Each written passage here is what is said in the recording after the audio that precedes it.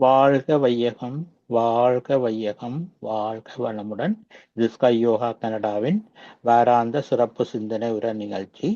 இன்று நிகழ்ச்சிக்கு இணையதளம் ஜூம் வாயிலாக வருகை தந்துள்ள அனைத்து வேதாத்ரி அன்பு உள்ளங்களையும், சிறப்பாக முதல்நிலை பேராசிரியர் பழனிசாமி ஐயா அவர்களையும் வாழ்த்தி வணங்கி வருக வருக என வாழ்த்தி வரவேற்கிறோம்.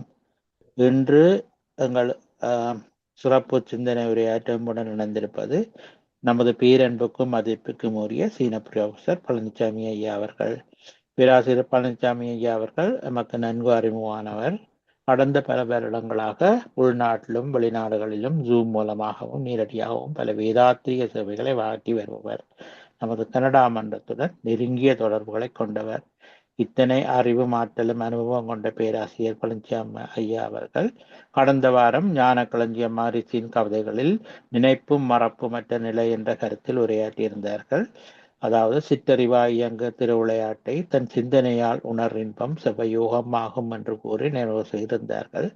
இன்று ஞான களஞ்சியம் கவிகளின் பகுதி 36 தொடர்ச்சியாக சிந்தனை உரையாற்ற இருக்கிறார்கள். நாங்கள் இன்றைய வகுப்பை தற்போது ஆரம்பிக்கலாம் ஐயா. வாழ்க வளமுடன் பழனிசாமி ஐயா. வாழ்க வளமுடன் ஐயா. வாழ்க வையகம், வாழ்க வையகம், வாழ்க வளமுடன். குரு வாழ்க, குருவே துணை. சிந்தனையை, உடல் நலத்தை நான் ஒரு மீட்டிங்ல இருக்கிறேன்.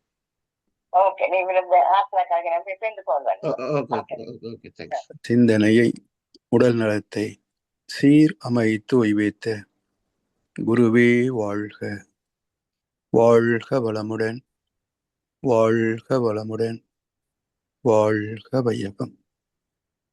கனடா ஸ்கை யோகா அறக்கட்டளையை சிறப்பாக நடத்தி வருகின்ற ஆன்மீக அன்புள்ளங்கள், குறிப்பாக பேராசிரியர் முனைவர் சிவசங்கரம் ஐயா அவர்கள் மற்றும் இந்த நிகழ்ச்சியை தொடர்ந்து சிறப்பித்து வருகின்ற அன்பர்கள் அனைவருக்கும் அருட்தந்தை வேதாத்ரி மகர்ஷி அவர்கள் சார்பாக வாழ்க வளமுடன் என்ற வாழ்த்துக்களையும் எனது அன்பு கலந்த பணிவான வணக்கத்தையும் சமர்ப்பித்து ஞான களஞ்சியம் வேதாத்திரிய கவிதை தொகுப்பின் தொடர் சிந்தனையிலே இன்றைக்கு மேலும் சில கவிகளை சிந்திக்க இருக்கின்றோம்.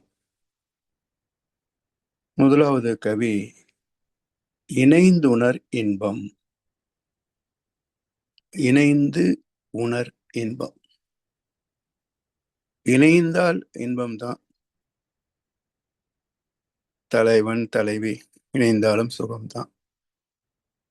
ஜீவாத்மா பரமாத்மா இணைந்தால் அது பேரின்பம். இணைந்து உணர் இன்பம். அப்படி இணைந்த பிறகு உணரப்படுவது எங்கே?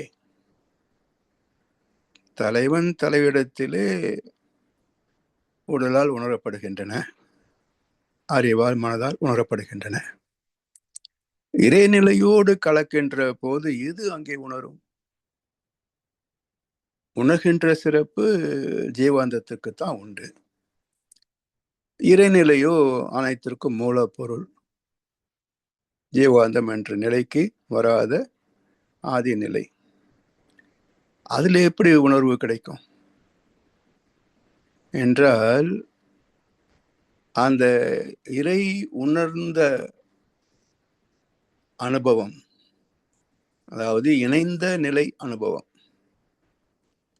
அந்த இணைப்பு முடிந்து மீண்டும் உடலுக்கு வருகிறோம் இல்லையா, அப்போதுதான் உணரப்படும். துரியாதீத உணரப்படாது.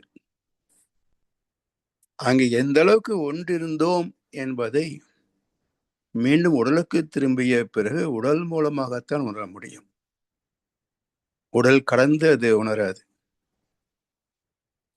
அதனால் மகர்ஷி அவர்கள் இந்த தலைப்பிலேயே இணைந்து பிறகு உணர்கின்ற இன்பம் என்ற கருத்தை இணைந்து உணர் இன்பம் என்கிறார்.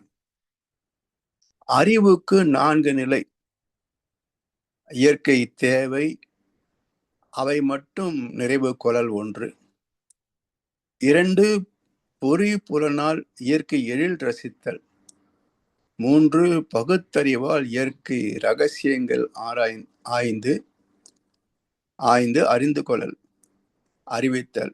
4 அப்பால் அத்தகைய இயற்கைக்கே மூலம் நாடி அறிவு அதற்கென்று அறிவெழுந்த நிலையாம், அறிவதற்கென்று அறிவு எழுந்த நிலையாம், மேலும் அறிந்தவற்றை அன்போடு பிறருக்கு உணர்த்தல். அறிவுக்கு 4 நிலைகள். 6 அறிவு என்று சொல்கிறோமே, 6 நிலை இல்லவா என்றால் இந்த 6வது அறிவிலே 4 நிலைகள். ஒவ்வொரு ஜீவனாக ஒவ்வொரு புலன் உணர்வாக மேன்மைப்பட்டு கொண்டே வந்து மனிதன் என்ற 6ஆம் அறிவாக பகுத்தறிவோடு பரிணமித்த போது உடல் சார்ந்த வாழ்க்கையை கடந்து ஆராய்ச்சி என்ற இயற்கை வளங்கள் இறை தத்துவத்தை ஆராய்ந்து பார்க்கக்கூடிய தகைமை வாய்ந்த அறிவாக வந்தது பகுத்தறிவு. அந்த பகுத்தறிவு 4 நிலைகளிலே செயல்படுகிறது. பக்தி, ஞானம், முக்தி, யோகம் இப்படின்னு சொல்லலாம். இது இங்கே புலன்வழி வாழ்க்கையிலிருந்து ஞானத்தின் உச்சம் அது வரைக்கும் போகிறது. இப்ப இந்த இடத்துல மகிழ்ச்சி அவர்கள் அறிவுக்கு 4 நிலை இயற்கை தேவை, அவை மட்டும் நிறைவு கொள்ளல் 1. இயற்கை தேவை, அவை மட்டும் நிறைவு கொள்ளல் 1. இந்த மட்டும் என்ற வார்த்தையிலேயே ஆன்மீகம் அறிமுகமாகிறது. இயற்கை தேவையில் ஒட்டித்தானே வசதிகள் எல்லாம் பெருக்கிக் கொண்டே போகிறோம். ஒரு கட்டம் வரைக்கும் உணவுக்கான தேடல், கண்டுபிடிப்பு, பிறகு அதை பயன்படுத்தி உணவை பெருக்கி தன் உணவை உற்பத்தி செய்து நாடோடிகளாக அலையாமல் இருக்கின்ற இடத்திலேயே உணவை பெறக்கூடிய வசதி பெற்றது தானே பரிணாம வளர்ச்சியிலே உற்பத்தி, தொழில், விநியோகம், வியாபாரம் எல்லாம். ஆனா இதுல மட்டும் நிறைவு கொள்ளல் அப்படின்னா என்ன அர்த்தம் என்றால், அளவு முறையோடு பயன் கொள்வது, இதுவே வாழ்க்கை என்று மூழ்கி போகக்கூடாது. உடல் சார்ந்த தேவைகளிலேயே தொலைந்து போகக்கூடாது. அதுதான் இது மட்டும் வாழ்க்கை அல்ல. புலன் வழி என்பது இல்லை என்றால் வாழ்க்கை இல்லை, இல்லையா? திருமந்திரம் என சொல்லி கள்ள புலனைந்தும் காலாமணி விளக்கே. அப்ப மனம் இந்த புலன்களை 2 வகையாக பயன்கொள்கிறது. ஒன்று கள்ள புலனாக, மற்றது காலாமணி விளக்காக. இது புலன்களுக்கான தன்மை அல்ல. புலன்கள் ஒரே வேலையை தான் செய்யும். அந்த புலன்களை பயன்படுத்துகின்ற அறிவுக்குத்தான் இருமை நிலை, மனதுக்குத்தான் இருமை நிலை. புலன் வழி செல்லாமல் வாழ்க்கைக்கு தேவையான அளவிலே முறையோடு பயன் கொண்டால் அங்கே அறிவு புலன்களை காலாமணி விளக்காக பயன் கொண்டதுன்னு அர்த்தம். புலன் இன்பங்களே சாஸ்வதம், அதுல எந்த அளவுக்கு தூய்க்க வேண்டுமோ அதுவே வாழ்க்கை நோக்கம் என்று மனம் புலன்களை பயன்படுத்துகின்ற போது மனதின் கள்ளத்தனம், மனம் நம்மை ஏமாற்றுகிறது. நன்மை செய்வது போல் காட்டி நம்மை ஏமாற்றுகிறது மனசு. எல்லாவற்றையும் நிறைய தூய்ப்பதே வாழ்க்கை என்று சொல்லி தூய்க்க வைத்து அதிலேயே பல நோய்களை உற்பத்தி செய்கிறது, பல பிரச்சனைகளை உற்பத்தி செய்கிறது. அதனால் மனம் இந்த புலன்களை 2 வகைகளே தொடர்பு கொள்வதால் எது இந்த உலக வாழ்க்கைக்கு அவசியமோ அந்த அளவிலே தெய்வ நீதியை மதித்து அளவு முறையோடு பயன் கொள்ளுதல். எனவே அறிவின் முதல் நிலையிலே ஒரு பக்குவம் வேண்டும் என்கிறார் மகர்ஷி அவர்கள். அதாவது இயற்கை தேவை அவை மட்டும் நிறைவு கொள்ளல் 1. 2, பொறி புலனால் இயற்கை எழில் ரசித்தல். பொறி புலனால் இயற்கை எழில் ரசித்தல். பொறி புலன் 2 இருக்கு. பொறிகள் என்றால் பருப்பொருட்கள் அல்லது இயக்க பொருட்களாக சொல்லலாம். புலன் என்பது தூய்க்கக்கூடிய உணரக்கூடிய நிலை. அப்போ என்ன சொல்கின்றோம்? உணர்புலன்கள் செயல் புலன்கள் சொல்கிறோம் இல்லையா? ஞானேந்திரியங்கள் கர்மேந்திரியங்கள் என்று 2ஆக பேசுகிறோமே. அதுதான் கர்மேந்திரியங்கள் என்பது பொறி, ஞானேந்திரியங்கள் என்பது புலன்கள், மெய்வாய் கண்மூக்கு செவி. இது ஞானேந்திரியங்கள். இப்படி பொறி புலனால் இயற்கை எழில் ரசித்தல். பொறி புலன்கள் தான் ரசிக்குது, பொறி எப்படி ரசிக்கும்? இப்போ உடலிலே கைகள், கால்கள், வாய், பிறகு எருவாய், கருவாய் என்று 5 செயல் புலன்கள். இதில் கைகள், கால்கள், வாய், பிறகு எருவாய், இதெல்லாமே செயலுக்கு வருது. கருவாய் அதுவும் கூட உடல் இயக்கத்திற்கு தான் செயல்படுகிறது. அப்போ பொறி புலன் இணைந்தும் இணைந்தால்தானே தூய்க்க முடியும். உடம்பால் அல்லாமல் வேறு எதனால் தூய்க்க முடியும்? அதாவது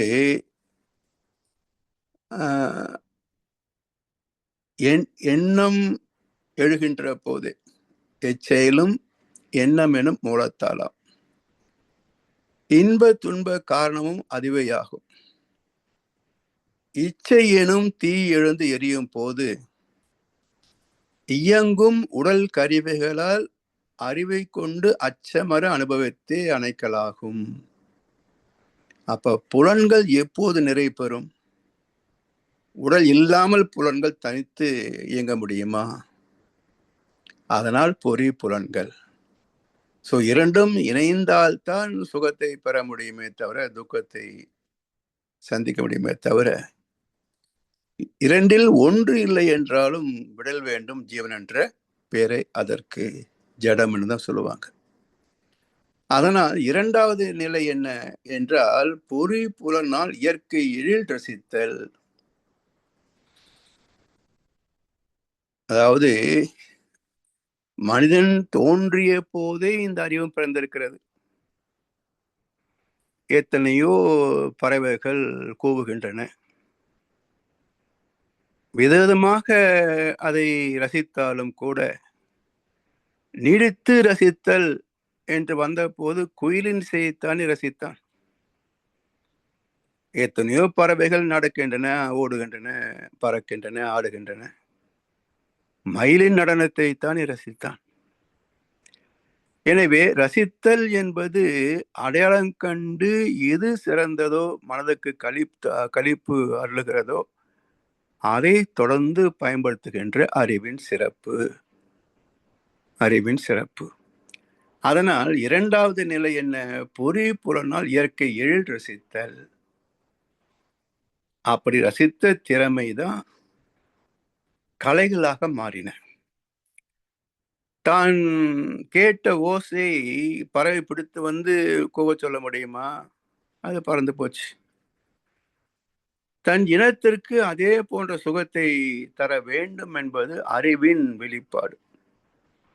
எந்த ஒரு புதிய உணர்வு பெற்றாலும் அனுபவம் பெற்றாலும் அறிவின் இயல்பே அதை எல்லோருக்கும் பரவ செய்வதுதான். இப்போ ரகசியம் சொல்லிட்டா எல்லாருக்கும் சொல்லிடுறோம் இல்லை? அது மாதிரிதான். அது போல தான் கேட்ட ஓசையை இவன் கூவி காட்டினான், இசை பிறந்தது. மயிலை போல ஆடி காட்டினான், நடனம் பிறந்தது. அதே போல அவற்றை ரசிக்க தொடங்கினான், கவிதை பிறந்தது. இயல், இசை, நாடகம் என்று 3ஆக விரிந்தது கலை உலகம். இப்படி இயற்கையை ரசித்த மனிதன் ஒரே படத்தை எத்தனை தடவை பார்க்கறது, புதுசு புதுசாக படம் எடுக்கணும் இல்லை. எனவே மனிதனை வைத்தே கதையில் எழுத புனைய தொடங்கினார். அப்போ மனிதனிலே உள்ள அழகை ரசிப்பது, பாராட்டுவது, போற்றுவது, அதை துய்ப்பது என்ற நிலையிலே வந்தது தான் இன்றைக்கு சின்ன திரை, பெரிய திரை, இன்டர்நெட் வரைக்கும் அதனுடைய மறுபக்கத்தை தந்து கொண்டிருக்கிறது. ரசித்தல் என்ற நிலை போய் குற்றம் புரிதல் என்ற அளவுக்கு இன்றைக்கு இந்த கலைத்துறை எதிர் திசையிலே போய்கொண்டிருக்கிறது.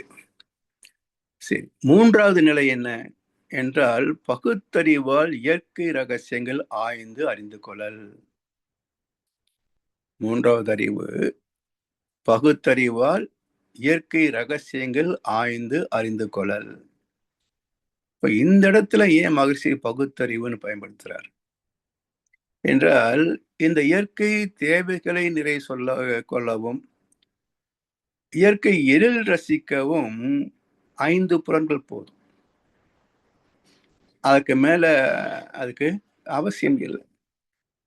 ஆனால் இவற்றெல்லாம் ஏன், எதற்கு என்று ஆராய்கின்ற போது அங்கே பகுத்தறிவு செயல்பட தொடங்குகிறது. இப்போ பகுத்தறிவு என்று ஏன் சொல்கின்றோம்?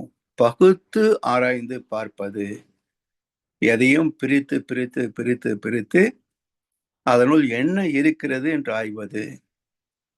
அந்த ஆய்வின் விரிவு நிலைதான் விஞ்ஞானம். முதல்ல பருவ பொருட்களை தான் விஞ்ஞானம் ஆராய்ந்தது. இதெல்லாம் வைத்து என்னென்ன பண்ண முடியும்?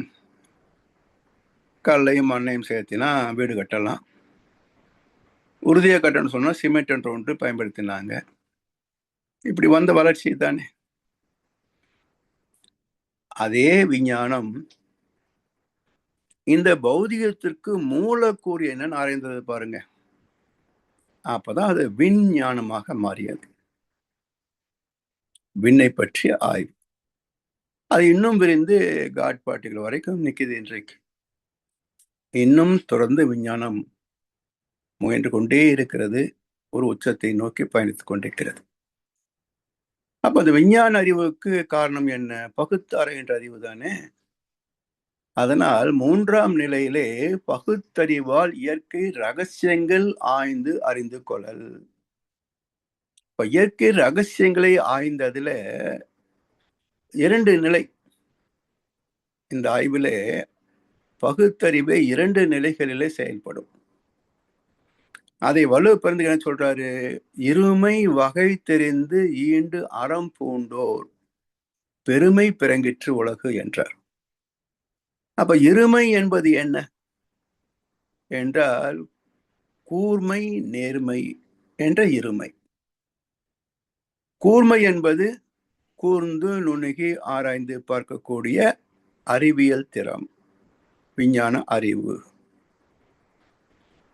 நேர்மை என்பது அது தெய்வ நீதி, அறம், தர்மம்.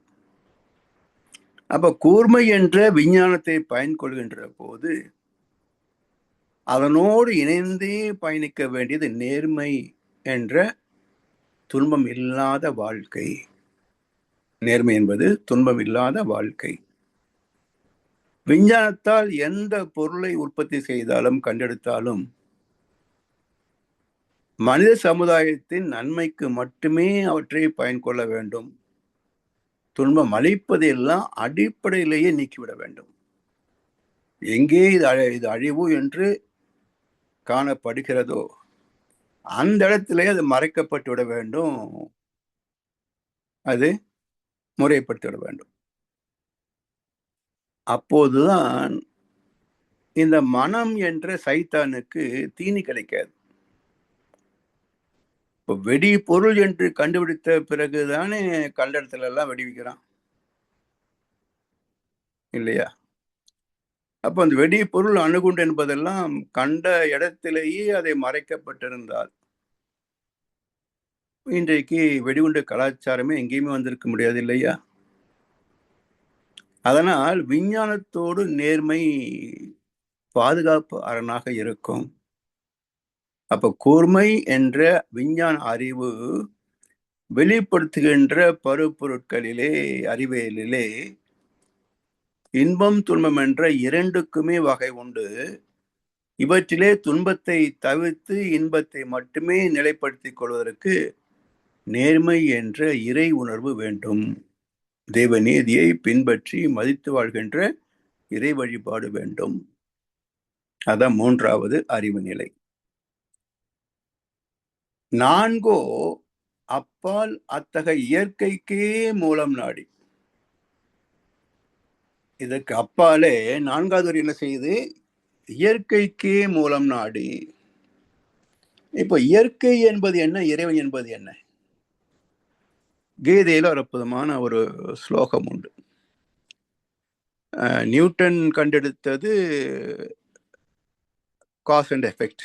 For every action there is an equal and opposite reaction என்று சொல்லக்கூடிய நிலை நியூட்டன் கண்டெடுத்த விஞ்ஞான உண்மை. இதற்கு முன்பே பகவத்கீதையில என்ன விஞ்ஞானம் சொல்லப்படுகிறது என்றால், வினை, வினை தலைமை, வினை பயன் இவற்றை இறைவன் உலகுக்கு உண்டு பண்ணவில்லை, இயற்கையை இங்கனம் செய்விக்கிறது. மிக அற்புதமான ஒரு ஸ்லோகம். இதை கூர்ந்து சிந்தித்து பார்த்தோம் என்று சொன்னால் வினை புரியுது, வினை தலைமை சரி ஏற்றுக்கொள்ளலாம் இறைவன் அப்படின்னு, வினை பயன் இதுவும் தெரியும். இவற்றை யார் நிர்வாகம் செய்கிறார்கள்? இறைவன் தான் பேசுறமே, யார் நிர்வாகம் செய்கிறார்கள் என்றால் கீதை சொல்கிறது, இறைவன் நிச்சயிக்கவில்லை, இயற்கையை இங்கனம் சேவிக்கிறது. அப்படி என்றால் இங்க ஒரு கேள்வி வரும், இறைவன் வேறு இயற்கை வேறா? கேள்வி வரணும். அப்படி வருகின்ற போதுதான் இயற்கை என்பது என்ன என்றால், இயல்பூக்கத்தால் இயங்குகின்ற அனைத்தும் உள்ள இடம் இயற்கை. பிரபஞ்சம், உலகம், யூனிவர்ஸ், பிரம்மலோகம், இயல்பூக்கத்தால் இயங்குகின்ற அனைத்தும். இது எப்போ பிறந்தது இந்த உலகம்? இயற்கை இறைநிலையிலிருந்து இறை துகள் பிறந்து விண்ணான போதுதானே உலகம் பிறந்தது. அப்ப விண் என்று வந்த உடனேயே அங்கே விளைவு வந்து விட்டது. அப்போ ஒவ்வொரு இயக்கத்திற்கும் ஒரு துல்லியமான எதிர் விளைவு உண்டு.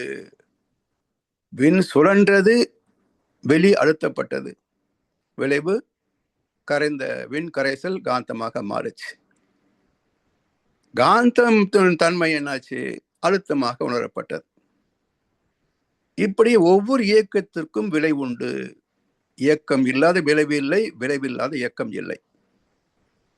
இரண்டும் ஒரு நாணயத்தின் இரு பக்கங்கள் போல, பிரிக்க முடியாது. அதனால் விண் பிறந்த பிறகுதான் விதி பிறக்கிறது, இயற்கை சட்டம் பிறக்கிறது. இதற்கு மூலம் இறை துகள், அங்கே ஒரு சட்டம், அது இயல்பூக்கம். அப்ப இயல்பூக்கமே மேன்மை பெற்று இயற்கை சட்டமானதுனால இதுவும் இயல்பூக்கத்தால். எனவே இயற்கை என்பது இயல்பூக்கத்தால் இயங்குகின்ற அனைத்தும் உள்ள இடம் இயற்கை. இறைவன் என்ன செய்யறான்? அது சுத்த வெளித்தமேன்னு இருக்கும். நான் தான் அனைத்தும் படைத்தேன் என்பது அதுக்கு தெரியாது. எல்லாவற்றுக்கும் மூலப்பொருள் நான் தான் என்பது அதுக்கு தெரியாது. உள்ளது மறந்தது உலகங்களாய் உயிர்களாய், அவ்வளவுதான். அதனால் இங்கே செயல் நடக்கிறது என்பதோ, உலகம் இருக்கிறது என்பதோ, மனிதர்கள் செயல் செய்கிறார் என்பதோ, அதற்கு நன்மை தீமை பயனாக தர வேண்டும் என்பதோ இறைவனுக்கு தெரியாது. அதனால்தான் இந்த கீதை தொடங்குகின்ற போது என்ன சொல்றாங்க? உன்னை நீதான் உணரானின் வடிவம் தன்னை காட்டு. அப்ப இறைவன் உணர முடியாத நிலை, பேரறிவு நிலை. அதனால் இந்த 4வது நிலையோ அப்பால் அத்தகைய இயற்கைக்கு மூலம் நாடி, இயற்கை என்ற இயங்குகின்ற இந்த பிரபஞ்சத்தை கடந்து அப்பால் போகின்ற போது எது இந்த விஸ்வரூபத்திற்கு மூலப்பொருளோ அந்த ஆதி நிலை என்ன, அந்த தெய்வ நிலை என்ன என்று அந்த இறைவனை தேடிய போது மூலம் நாடி அறிவதற்கென்று அறிவு எழுந்த நிலையாம். அறிவதற்கு என்று அறிவு எழுந்த நிலை. அப்போ அறிவே தன்னை அறிகிறது, அறிவே தன்னை அறிகிறது. இந்த அறிவு என்பது யாரு சொன்னாங்க? மொழி பிறந்த பிறகு மொழி வல்லுநர்கள் ஏற்படுத்திய சொல்தான் அறிவு என்பது, இல்லையா? இப்போது மனிதனுடைய வர்க்கத்திலே தன்னுடைய அனுபவங்களை வெளிப்படுத்துவதற்கு ஒரு ஊடகம் வேண்டும் என்று மொழியை கண்டெடுத்தார்களோ அப்போதுதானே வார்த்தைகள் பிரசவமாயின. அப்படி வார்த்தைகள் பிரசவமாகின்ற போது ஒவ்வொரு வார்த்தைக்கும் காரணம் இருக்கணுமே. அதனால் சரித்திரத்தில் வரலாற்றில் பார்க்கின்ற போது ஒவ்வொரு சொல்லும் காரண சொல் தான், காரண பெயர் தான். இட்டு குறிக்கின்ற சொற்கள் எல்லாம் மிக குறைவுதான். அர்த்தமில்லாமல் இட்டு குறிக்கின்ற சொல் அதெல்லாம் குறைவாகத்தான் இருக்கும். பெரும்பாலும் அதுக்கு அர்த்தம் இருக்கும், காரணம் இருக்கும். அதனால சொல் ஆராய்ச்சியே நமக்கு எல்லா ரகசியங்களும் வெளிப்படுத்திவிடும். ஒவ்வொரு சொல்லின் மூலம் என்ன, எதை சொல்ல வந்தது. அதே போல இதிகாசங்களிலே கதாபாத்திரங்களை பாருங்களேன், அந்த பேர்லயே கேரக்டர் இருக்கும். தர்மன் என்றாலே தர்மம் அதில் இருக்கு, கர்ணன் என்றாலே கர்மம், கர்ம யோகம் அதில் இருக்கு. இப்படி பெயர்களை அமைப்பதிலேயே இந்த கதாபாத்திரம் இத்தகைய குணச்சித்திரம், இலக்குவன் என்றால் இதற்காகத்தான் பிறந்தேன் என்ற நோக்கம் தெரிந்தவன் இலக்குவன். இது போல ஒவ்வொரு சொல்லிலையும் பெயரிலையும் காரணங்கள் இல்லாமல் ஒரு சொல் பிறக்காதுங்க. காரணத்தை வைத்துத்தானே ஒண்ணு செய்ய முடியும், கண்டெடுக்க முடியும். அதனால் நான்காவது அறிவோ அப்பால் அத்தகைய இயற்கைக்கே மூலம் நாடி அறிவதற்கென்று அறிவு எழுச்சி பெறுதல். அதாவது அறிவு எழுச்சி பெற்ற நிலைதானே இயக்கமே, பேரறிவாகிய இருப்பு சுத்தவேலி. அது எழுச்சி பெற்ற நிலை இறை துகளாக மாறியது. அப்ப எழுச்சி ஒரு மாற்றத்தை நிகழ்த்தும். இருப்பு இருக்கிற வரைக்கும் அப்படியே தான் இருக்கும். இருப்பு எழுச்சி பெற்றால் ஒரு மாற்றத்தை நிகழ்த்தும். அப்படி இருப்பாகிய இறைநிலை எழுச்சி பெற்ற போது எழுந்த மாற்றம் என்ன? இறை துகள் என்ற ஒரு புதிய இயக்கம். அதனுடைய விளைவு காந்தம், பிறகு விண்கள், பஞ்சபூதங்கள். அதனால் இந்த மூலம் நாடி அறிவையே அறியக்கூடியது. அதனால் அறிவு என்ற சொல்லுக்கே அறியும் திறனுடையது என்று சொல்வார்கள். இது மகிழ்ச்சி மிக தெளிவாக சொல்வார். பைபிளிலேயே அறிவு என்ற சொல் எதை குறிக்கிறது என்பதை துவக்கத்திலே சொல்லிட்டாங்க. இளந்தோட்டம், the unspoiled part of land with its own purity and beauty என்று ஈடன் என்ற சொல்லுக்கு ஒரு இலக்கணம் இருக்கு. அதாவது மாசு மறுவற்ற இந்த உலகம் பிறந்த போது எப்படி இருந்ததோ அது ஈடன். அந்த இளந்தோட்டத்தின் மையத்திலே அறிவு விருட்சம், அதிலே கனிந்தது அறிவுக்கனி. அந்த அறிவுக்கனி புசிக்க கூடாது என்பது இறைவனின் விருப்பம், கட்டளை. அப்ப எத்தனை ஜீவராசிகள், ஆதாம் ஏவாள் எல்லாமே தெய்வங்களாகவே வாழ்ந்து கொண்டிருந்த கட்டம். எப்போ இந்த அறிவு விருட்சத்திலிருந்து அறிவு கனி புசித்தார்களோ, அதை ஓசு சொல்லுவாரு, ஏன் இறைவன் அந்த அறிவுக்கனி புசிக்க வேண்டாம் என்று தடுத்தார் என்றால், இவன் கனியை மட்டும் புசிக்க கூடாது, அறிவு விருட்சத்தையே புசிக்க வேண்டும் என்பது ஆண்டவனின் விருப்பம்னாரு. பகுத்தறிவை மட்டும் பயன்படுத்தினால் போதாது, பேரறிவையே பயன்படுத்த வேண்டும் என்பதுதான் அறிவின் விருப்பம். அறிவினுடைய நாட்டமே அதுதான். அதனால் அறிவு தன் மூலத்தை அறிகின்ற போது முழுமை பெற்று விடுகிறது. எங்கே இருந்து தன் பயணத்தை துவங்கியதோ மீண்டும் அங்கேயே போய் சேர்கின்ற போது அந்த பேரின்பத்தை இந்த உடல் மூலமாக அதே அறிவு தூக்கிறது. பேரின்பத்தை தன்னிலே வைத்திருக்கின்ற சுத்தவெளி அது தூக்க முடியுதா? முடியல. அதை தூய்ப்பதற்கான ஒரு கட்டம், ஒரு பரிணாம வளர்ச்சி வரணும். வந்த பிறகுதான் தூக்கிறது. அதனால் 5 அறிவு வரைக்கும் உள்ள கிட்டத்தட்ட 82 லட்சம் ஜீவ இனங்கள், அதை கடந்து வந்த ஒரே இனம் மனிதன். இந்த மனிதன் தானே உலகத்தில் இத்தனை ஆட்டம் ஆடிக்கிட்டு இருக்கிறான். மற்ற ஜீவன்கள் அப்படியே தான் வாழ்ந்துட்டு இருக்கு, ஒரு மாற்றம் இல்லையே. அதனால் மனிதனாக வந்தவன் இந்த பகுத்தறிவை 4 நிலைகள் இருக்கின்ற இந்த அறிவிலே 4வது நிலையாகிய பேரறிவை அறியக்கூடிய வகையிலே அறிவு அறிவதற்கென்று அறிவு எழுந்த நிலை, தன்னை அறிந்து இன்பம் உற வெண்ணிலாவே, ஒரு தந்திரம் நீ சொல்ல வேண்டும் வெண்ணிலா வென்ற வள்ளல் பெருமான். அப்ப தன்னை அறிந்து இன்புறுவதிலே என்ன? அதாவது கண்ணதாசன் சொல்லுவார், அன்னையின் மடியில் ஆடுவது இன்பம், கண்ணியின் கைகளில் சாய்வதும் இன்பம், தன்னை அறிந்தால் உண்மையில் இன்பம், தன் நலம் மறந்தால் பெரும் பேரின்பம். இன்பத்துக்கும் பேரின்பத்துக்கும் இலக்கணம் சொன்னார் கண்ணதாசன். தன்னை அறிந்தால் உண்மையில் இன்பம். அப்ப புலன்வழி இன்பங்கள் எல்லாம் இன்பங்கள் அல்ல. எது உண்மையான இன்பம்? தன்னை அறிந்தால் உண்மையில் இன்பம். அந்த பேரின்பத்தை தூக்கின்ற போது அது உடல் வாழ்க்கையில எப்படி தூக்க முடிகிறது? தன் நலம் மறந்த தொண்டு வாழ்க்கையிலே பேரின்பத்தை சந்திக்கிறது. அதனால் அன்பர் பணி செய்ய என் ஆளாக்கி விட்டு விட்டால் இன்ப நிலை தானே வந்ததும் பராபரமே என்றார் தாய்மானவர். எனவே தொண்டு செய்வதிலேதான் இன்பம் உண்டு.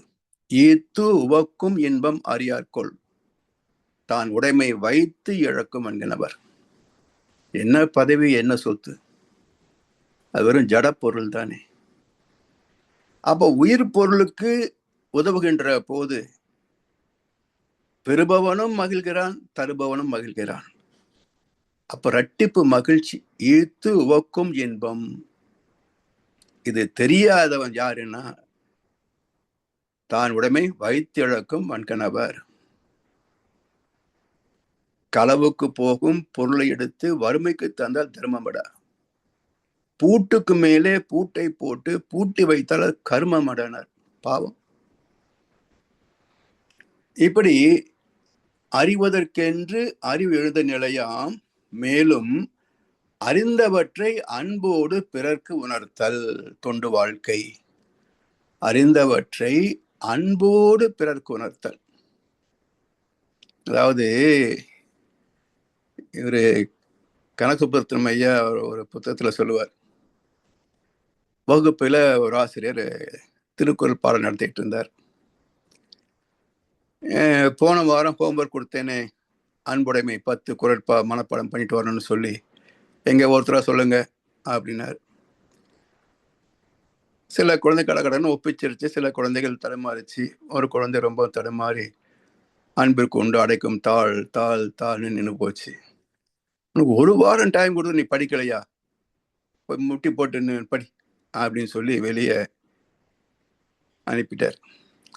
அவன் முட்டியை போட்டு அழுதுகிட்டே படிச்சுட்டு இருக்கான் திருக்குறளை. அந்த வழியாக ஹெட்மாஸ்டர் வர்றாரு.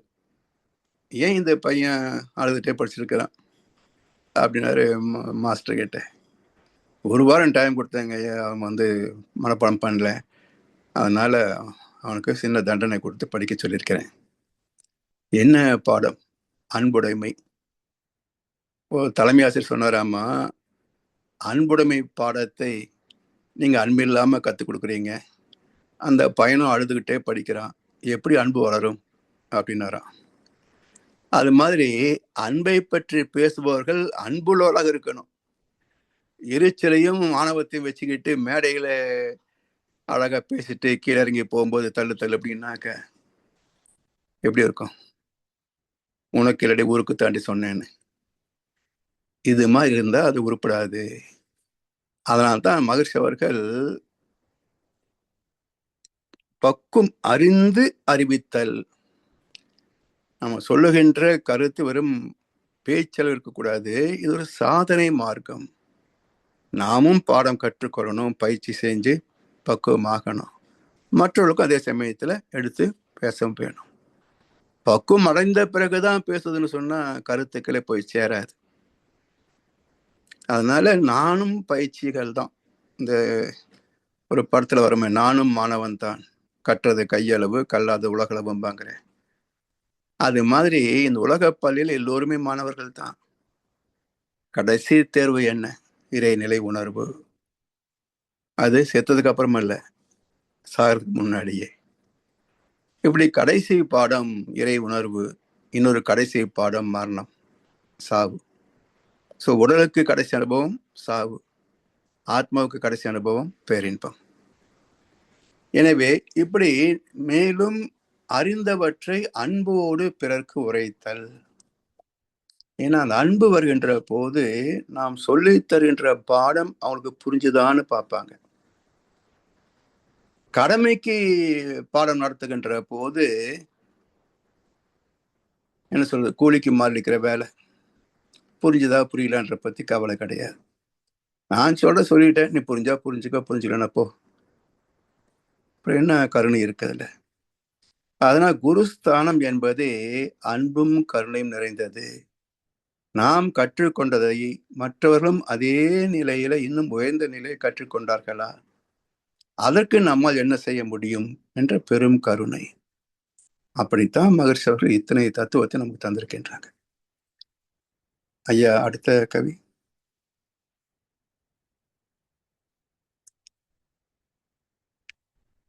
வேதத்தின் முடிவு.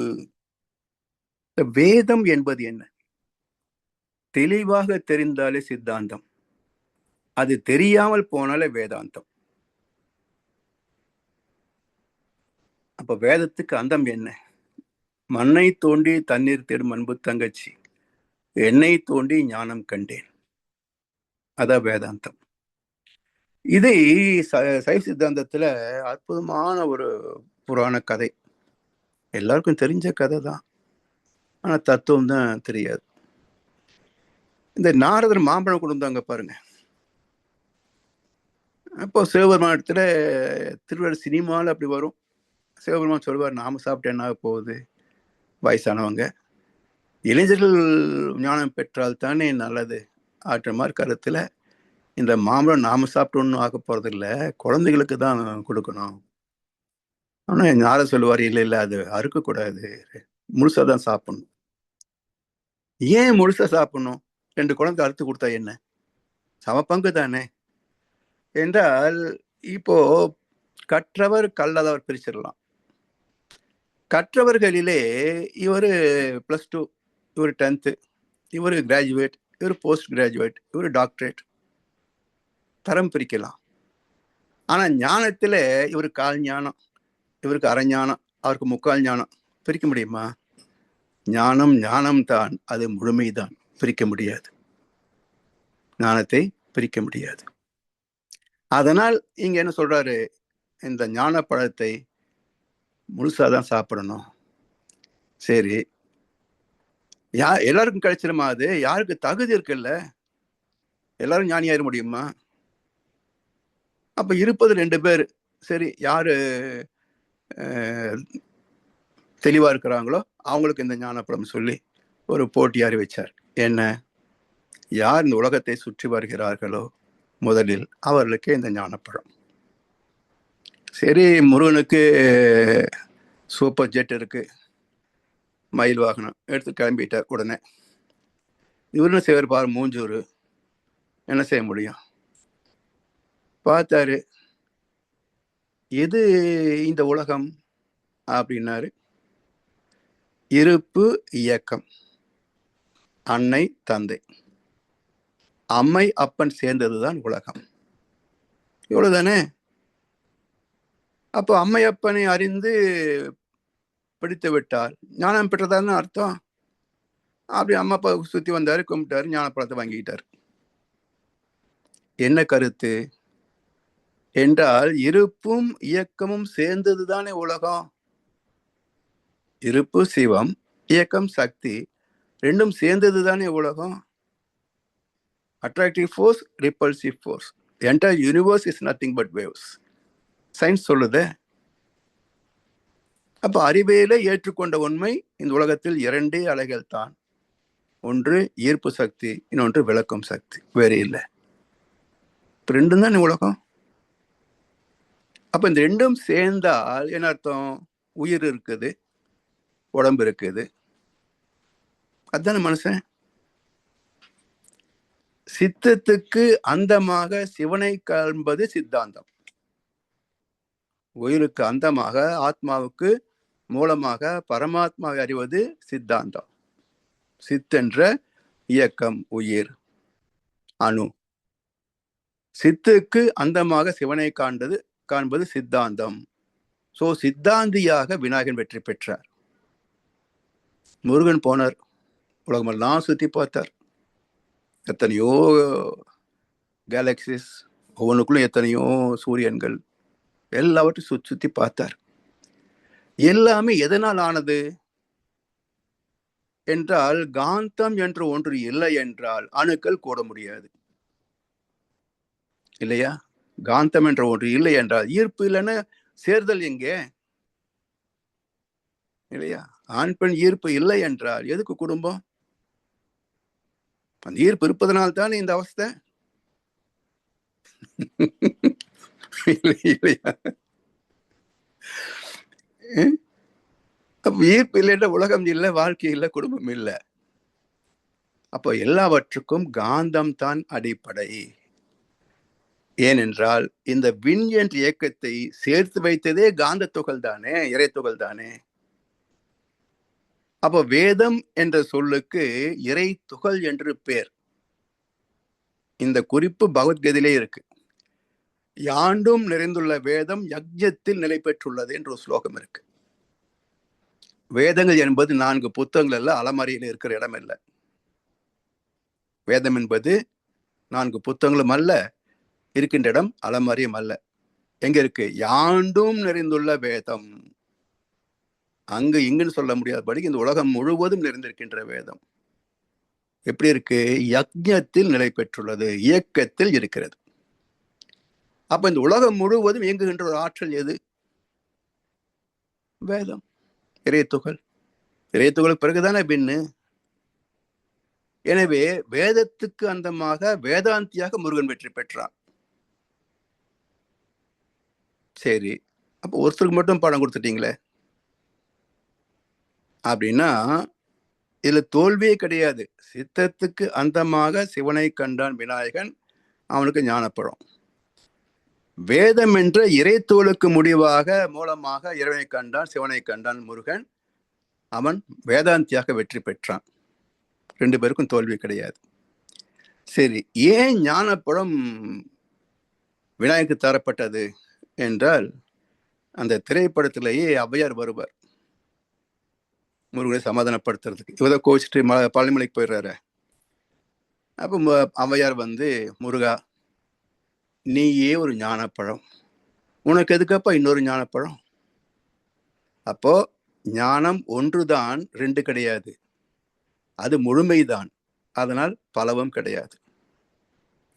அப்போ காந்த ஞான தத்துவம், காந்த ஞானம் அறிந்திடில் கடவுள் மனம் அதனிலே. காந்த ஞானம் பெற்றிடில் கடவுள் மனம் அதனிலே. எல்லாம் அதுக்குள்ளே அடங்கி போச்சு. அதனால் நீ காந்த தத்துவ நாயகனாக முருகனாக இருப்பதனால நீ ஏற்கனவே ஞானம் பெற்றவன். ஞானம் பெற்றவனுக்கு மறுபடியும் ஞானத்தை சொல்லித்தரணுமா? அவசியம் இல்லை. அதனால உனக்கு ஞானப்படம் கொடுக்கல. விநாயகன் ஜடம், பஞ்சபூதம். அவனுக்கு காந்தமும் தெரியாது, புலனும் தெரியாது. அவனுக்கு ஞானம் சேரணும், கொடுக்கணும், கத்துக்கணும். அதனால் விநாயகனுக்கு ஞானப்பழம் தந்தாங்க என்று சமாதானப்படுத்துகிறார். அப்போ ஒரு புராண கதைக்குள்ள அறிவியல் இருக்கா இல்லையா? அப்போ இந்த அறிவியல் தத்துவத்தை விளக்கி சொல்லிவிட்டால் யார் இதை மறுக்க முடியும், ஏற்காமல் இருக்க முடியும்? எனவே வேதத்தின் முடிவு என்ன? வேத நாயகனாக வேதத்தின் முடிவு என்ன? அறிவு வேறு ஆதி வேறு என்று எண்ணும் அலை கடந்து நின்றொடுங்கி அறிவை நோக்க அறிவே தான் நிறைநிலையில் ஆதியாக அமர்ந்திருந்தது என்று உணர்வோம். அகத்து அதேதான் அறிவாக பல நிலையில் இயக்க பேத ஆற்றல்களில் ஒழுங்கமைப்பாய் பெறாது ஆற்றும் அறிவறிந்த அந்நிலையில் கருணை, அன்பு, அருட்தொண்டு, ஒழுக்கம் இவை இயல்பாய் ஊறும். அறிவு வேறு ஆதி வேறு என்று எண்ணும் அலை கடந்து நின்றொடுங்கி அறிவை நோக்க அறிவேதான் நிறைநிலையில் ஆதியாக அமர்ந்திருந்தது என்று உணர்வோம். அன்பு வேறு சிவம் வேறு என்பர் அறிவிலர். அன்பே சிவமாய் ஆனதை அறிகிலர். அன்பே சிவமாய் ஆனதை அறிந்த பின் அன்பே சிவமாய் அமர்ந்திருந்தாரே. திருமந்திரம்.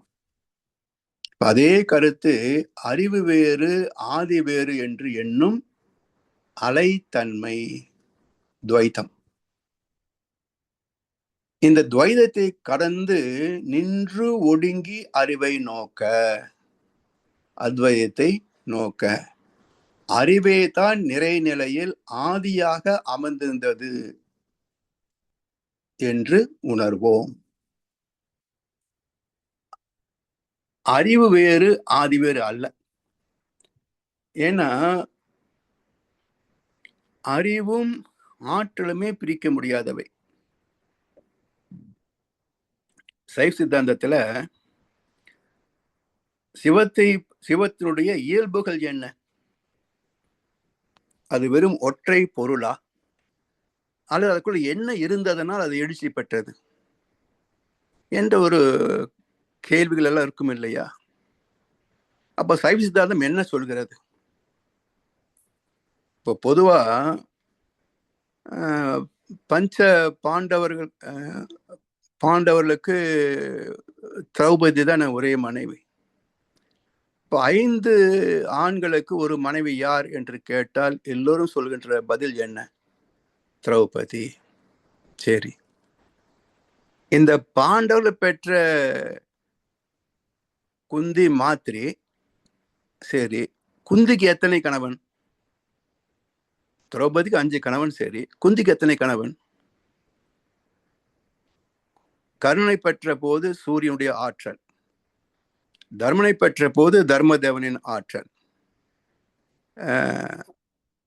இவன் வீமனை பெற்ற போது வாயு பகவான் ஆற்றல், அர்ஜுனனை பெற்ற போது இந்திரனின் ஆற்றல், பிறகு பாண்டு ஒரு புருஷன்.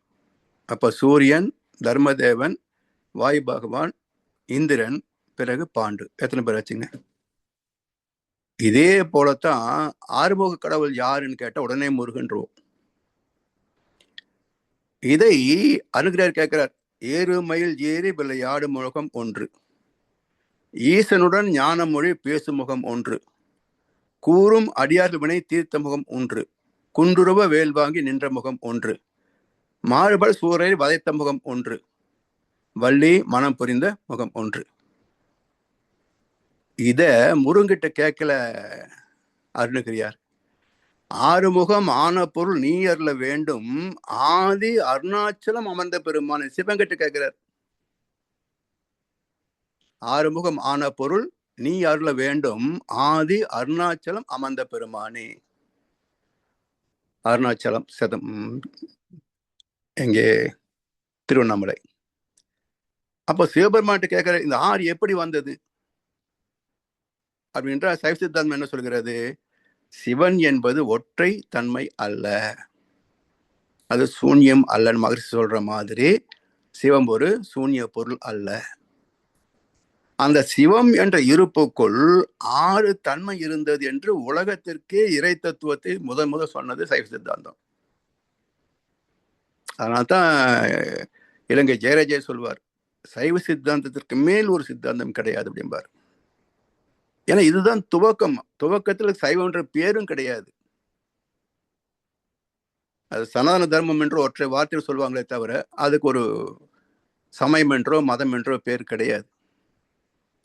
பின்னால் பலர் வந்த போது இதுக்கு ஒரு பேர் வச்சாங்க சைவம் என்று.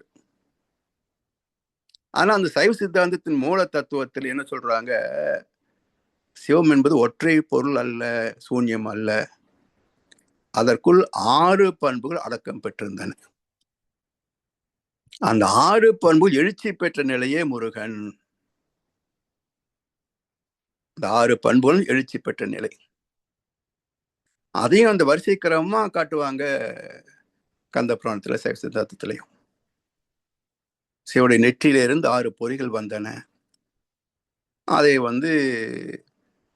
வாயு பகவானிடத்தை கொடுத்தார். வெப்பத்தை தாங்க முடியாமல் அக்னி இடத்துல கொடுத்தார்.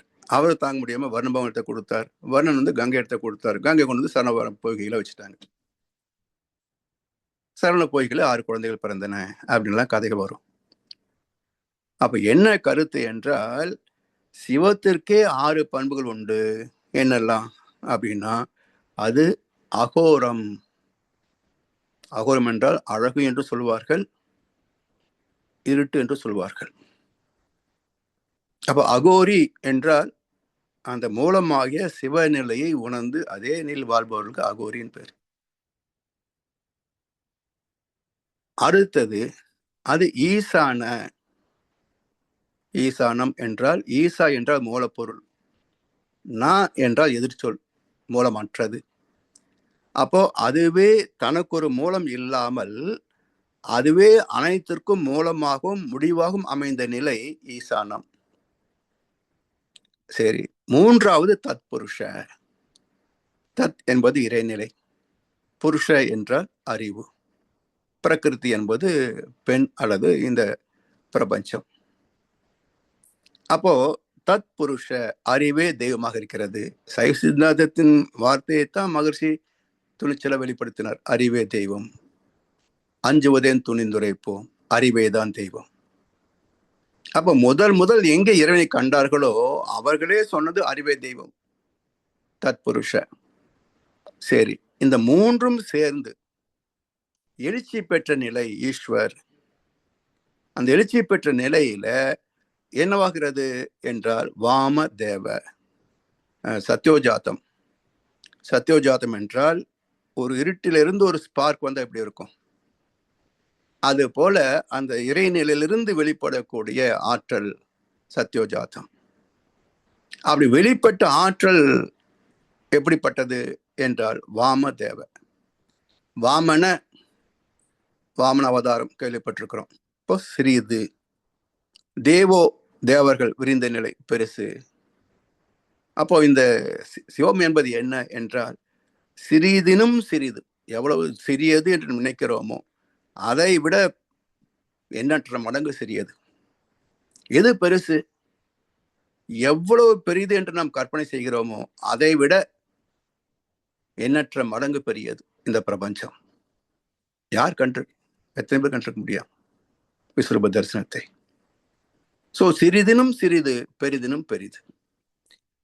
இந்த தத்துவத்தை மகர்ஷி ஒரு முறை வேடிக்கையா கேட்டார். உள்ளதுல மிக பெருசு என்னங்க அப்படின்னாரு. நமக்கு தான் தெரியுமே. உடனே சாமிஜி பிரபஞ்சம் அப்படின்ட்டோம். சரி, ரொம்ப சிறுசு அணு, பரமாணு. சரி, இப்ப அவ்வளோ பெரிய பிரபஞ்சத்திலிருந்து இந்த அணுக்கள் எல்லாம் எடுத்து வெளியே போட்டதாங்க பாவனை பண்ணிக்கங்க.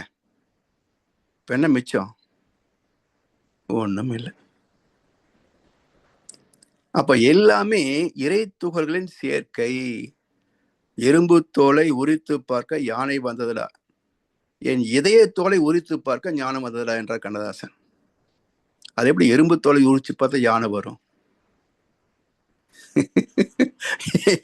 எறும்பு தோலை உரிச்சு பார்த்தா யானை எப்படி வரும் அப்படின்னா, எறும்பு தோலை உரிச்சு பார்த்தீங்கன்னா என்ன இருக்கும்? சிறு சிறு அணுக்கள், யானையும் உரிச்சு பார்த்தானே இருக்கும், சின்ன சின்ன அணுக்கள். அப்போ எறும்பிலே சிறிய அளவு, யானையிலே எண்ணற்ற அளவு. ரெண்டுக்கும் அடிப்படை உயிர், அணு, இறைத்துகள். அப்ப எறும்பு தோலை உரிச்சு பார்த்தால் யானை வரும். இந்த ஆத்மாவை அறிகின்ற போது விஸ்வரூப தரிசனம் கிடைக்கிறது இல்லையா? நரஞ்சென்ற சிற்றலை நான் கடந்த போது என்னாச்சுங்க? பிரபஞ்சத்தை கடந்து போயிடாரு இல்லையா? அப்ப எறும்பு தோலை உரித்து பார்க்க ஞானம் வந்தது, இது யானை வந்தது. என் இதய தோலை, இதயம் என்றால் ஆத்மா. அப்ப ஆத்மா எதை மூடி இருக்கிறது? ஆணவம், கண்மம், மாய என்ற எல்லாம் ஆடையாக ஆத்மை போர்த்திருக்கின்றன. அதனால்தான் திரௌபதி ஆடை உரித்து காட்டினான்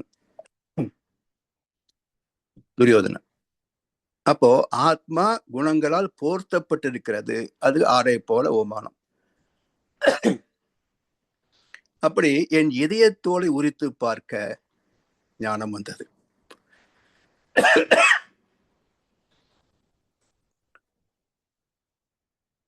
எனவே ஆதி வேறு அறிவு வேறு என்று எண்ணும் அலை கடந்து நின்று ஒடுங்கி அறிவை நோக்க. அலை என்பது மனசு அல்லது பிரபஞ்ச அலைகள் எடுத்துக்கலாம். 1 to 40 வரைக்கும் இருக்கக்கூடிய அலைவேகம். இந்த அலை கடந்து நின்று ஒடுங்கி அறிவை நோக்க. அந்த அலை கடந்து கொஞ்சம் கொஞ்சமா உள்ளே வந்து beta, alpha, theta, delta frequency கடந்து பூஜ்ஜியமாகிய இறைவனை நோக்குகின்ற போது அலை கடந்து நின்று ஒடுங்கி அறிவை நோக்க.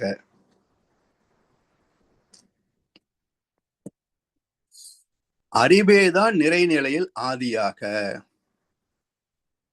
இந்த அலை கடந்து நிலையில வந்து பூஜ்யத்தை பார்க்கிற போது பூஜ்யமே தான் எண்ணுக்கு மூலம். பூஜ்யத்திலிருந்து தான் எண்கள் பிறந்தன. பூஜ்யத்திலிருந்து தான் எல்லாமாக சொத்து வழியை எல்லாமாக மாற்றம் பெற்றது. எனவே அறிவை நோக்க அறிவேதான் நிறைநிலையில் ஆதியாக.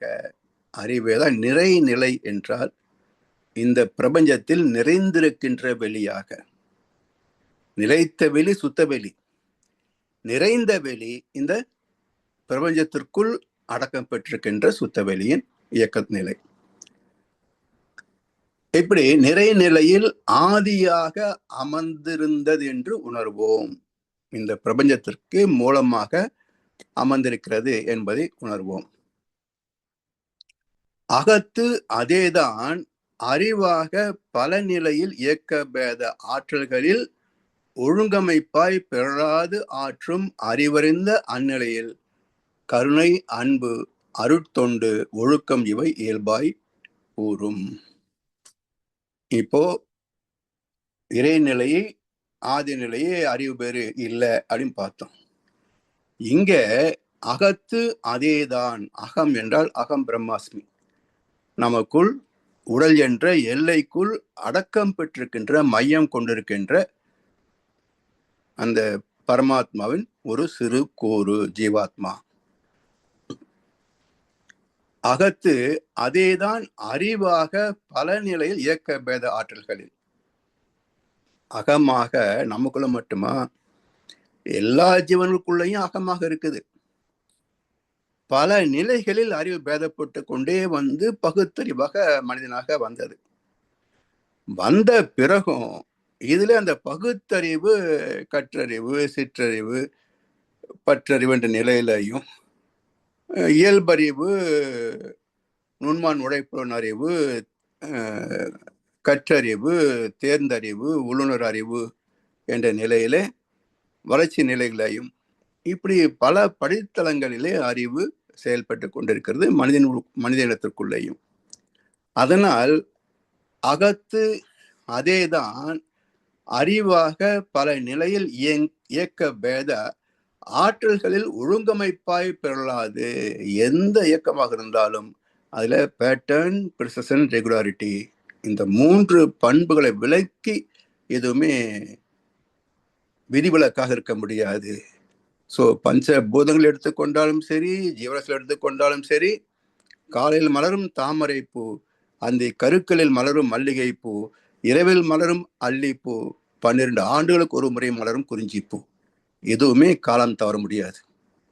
அப்ப எல்லாவற்றிலும் ஒரு இயக்க ஒழுங்காக அமைந்திருக்கின்ற அறிவு இறைநிலை.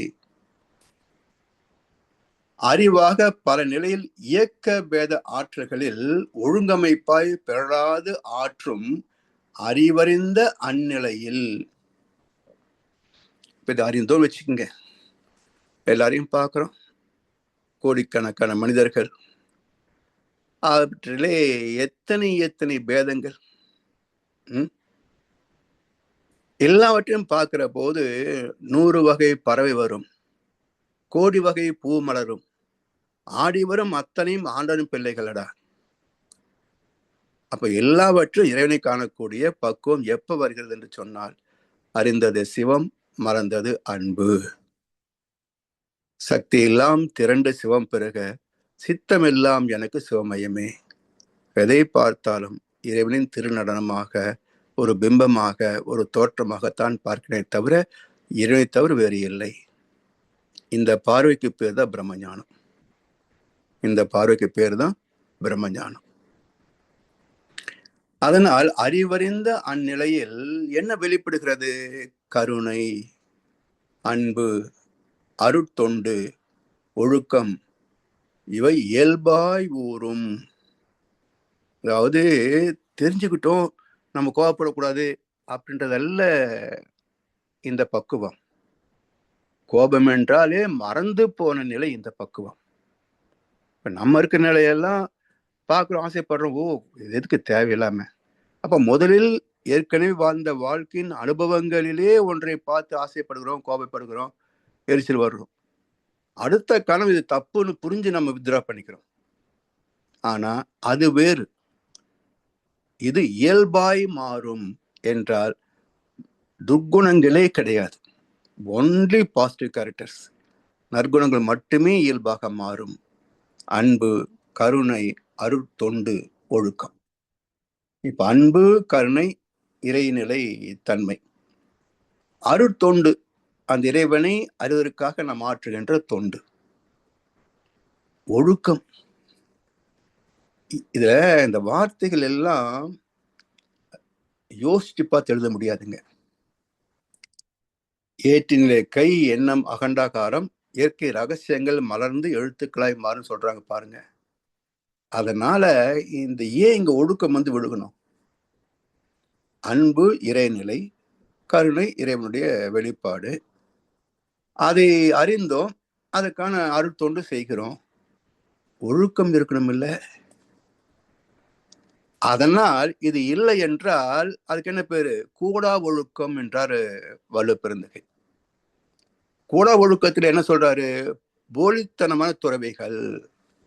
எங்க பேருக்கு மக்களுக்கு அப்படியே தூண்டாட்டுற மாதிரி இருப்பானுங்க. ஆனா உள்ளுக்குள்ள பாத்தீங்கன்னா எல்லா அசிங்கமும் உள்ள இருக்கும். எல்லா அசிங்கமும் உள்ள இருக்கும். தன்னைத்தானே ஏமாத்திக்கிறான். மற்றவங்களோட வேஷம் போறது ஒரு பக்கம் இருக்கட்டும், இவன் தன்னைத்தானே ஏமாற்றிக் கொள்கிறான். அதனால்தான் காவிகள் எல்லாம் ஞானிகள் அல்ல. வெறும் காஸ்டியூம் மட்டும் போட்டுட்ட ஞானம் வந்துடாது.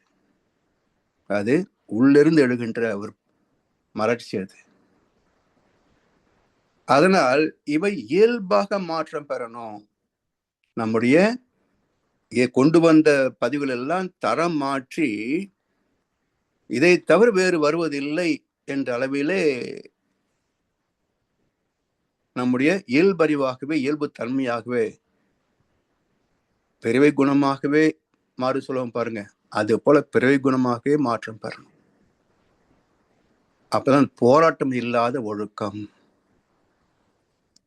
அது மட்டும் இல்லை, அறம் என்று சொல்கின்ற போது ஒழுக்கத்துக்கு என்ன சாமியம் கொடுத்தார் இலக்கணம்? எண்ணம், சொல், செயலால் தனக்கோ பிறருக்கோ தற்காலத்திலேயோ பிற்காலத்திலேயோ உடலுக்கோ மனதுக்கோ நன்மையை தருவது தானே ஒழுக்கம். அப்ப இந்த ஒழுக்கம் முதல் யார் இடத்துல இருக்கணும்? நான் ஆன்மீகவாதின்னு சொல்லக்கூடிய இடத்துல இந்த ஒழுக்கம் இருக்கணும் இல்லையா? அதனால் இந்த மூன்றும் இருந்தாலும் ஒழுக்கம் இல்லை என்றால் சிறப்பு இல்லை, அது போலித்தனம், கூடா ஒழுக்கம் என்பதனால் இந்த வார்த்தை மிக அற்புதமாக வந்து விழுந்திருக்கிறது. கருணை, அன்பு, அருட்தொண்டு, அதனோடு ஒழுக்கத்தோடு செய்வதுதான் உண்மையான ஒன்று. அதனாலதான் அந்த கவிஞர் மாயவநாதன் ஒரு பாட்டு சொல்வார், கண்கள் இரண்டில் அருள் இருக்கும், சொல்லும் கருத்தில் 1000 பொருள் இருக்கும், உள்ளத்தில் பொய்யே நிறைந்திருக்கும், அது உடல் பிறந்தோரின் கருவருக்கும். அப்ப ஆண்டவன் எங்க இருக்கிறான்? சத்தியத்தின் எல்லையிலே, உயர் சமரச நெறிகளிலே, அன்பின் சக்தியிலே, நேச பக்தியிலே, உண்மை சமத்துவம் காட்டும் சன்மார்க்கத்திலே ஆண்டவன் ஒருவன் இருக்கின்றான். அருமையான பாட்டு, அவர் பேருக்கு தகுந்தது, கவிஞர் ஆத்மநாதன். அது மாதிரி வெறும் வெளி வேஷங்கள் அல்ல ஆன்மீகம்.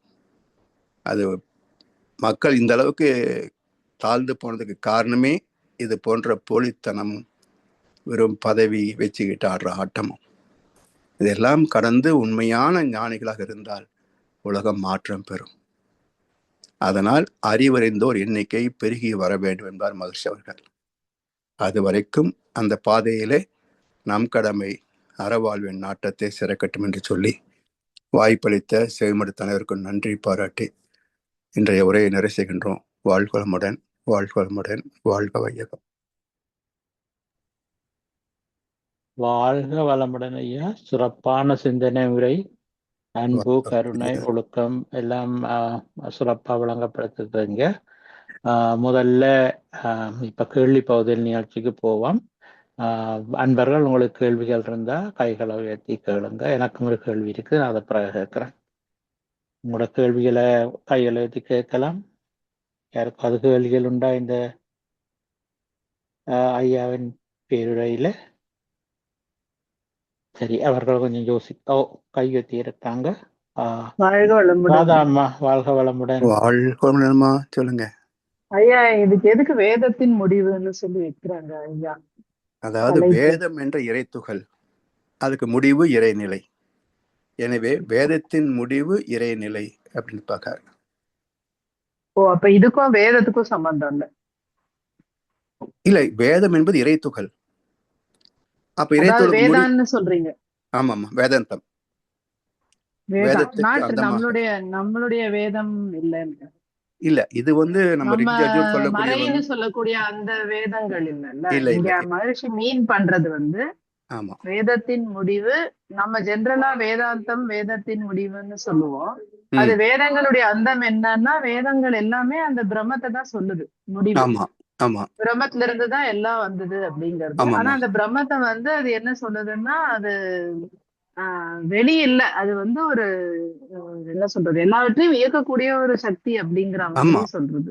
அதாவது மறை பொருளை பற்றிய விளக்கத்தை சொல்வதற்கும் மறைநூல்கள் என்ற பேரு.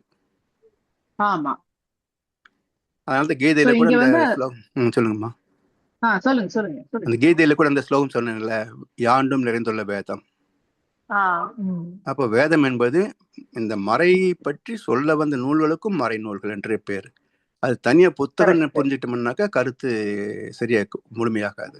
இல்ல, ஆக்சுவலா வேதம் அப்படிங்கறதே அந்த ஒலிதான். அது வந்து அந்த இதுல இருந்து எடுத்த ஒலிகள் தான் மந்திரங்களாக, அது வந்து பிரம்மத்தை விளக்கக்கூடியதாக. அது வந்து அது ஒலிதான். ஒலிக்கு வந்து நிறைய பேர் வந்து விளக்கம் எழுதினதுதான் வந்து பிரம்மத்தை பற்றிய விளக்கங்களாக வந்தது இல்லையா?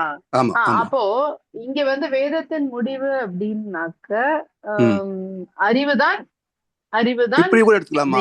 அதாவது ஓசியின் முடிவு மௌனம் தானே, மௌனம் தானே ஓசியின் முடிவு. பட் ஆனா இங்க கரெக்ட்டுங்கயா. பட் இங்க இந்த கவிதையில மௌனம் அதெல்லாம் எதுவுமே சொல்ல, அறிவுதான் சொல்றாங்க. ஆமா, அறிவை உணர்தல், அவ்வளவுதான் இந்த கவிதை ஃபுல்லா சொல்லிருக்காங்க. தலைப்பு வந்து வேதத்தின் முடிவுன்னு கொடுத்துருக்காங்க, அதனால கேட்டாங்க. வேதத்தின் முடிவு அறிவா? ஆமாமா, இந்த தோற்றங்கள் இயக்கிற எல்லாமே மூலம் வந்து அறிவு தான். அப்ப அதுவே எழுச்சி பெற்ற நிலையில வேதம் என்ற இறை தொகுலாக வந்துதான் எல்லாமே வந்தது. அப்ப நாம் இருக்கின்ற இடம் வேதலோகம். அறிவு வேறு ஆதி வேறு அல்ல. இல்ல, ஆமா, அறிவு வேறு ஆதி வேறு அல்ல. அறிவும் ஆதியும் ஒன்றுதான். அதை அறிந்த நிலையில் எல்லாமே இயல்பாக மாறும். ஆமாம்மா. ஓகே ஐயா, நன்றி ஐயா. நன்றிம்மா. வாழ்க வளமுடன். வாழ்க வளமுடன் ராதாம்மா. வேற கேள்விகள்? ஓகே, ஒருவரையும் காண இல்லை. ஐயா வாழ்க வளமுடன். ஐயா பேசுங்க ஐயா, பேசுங்க ஐயா.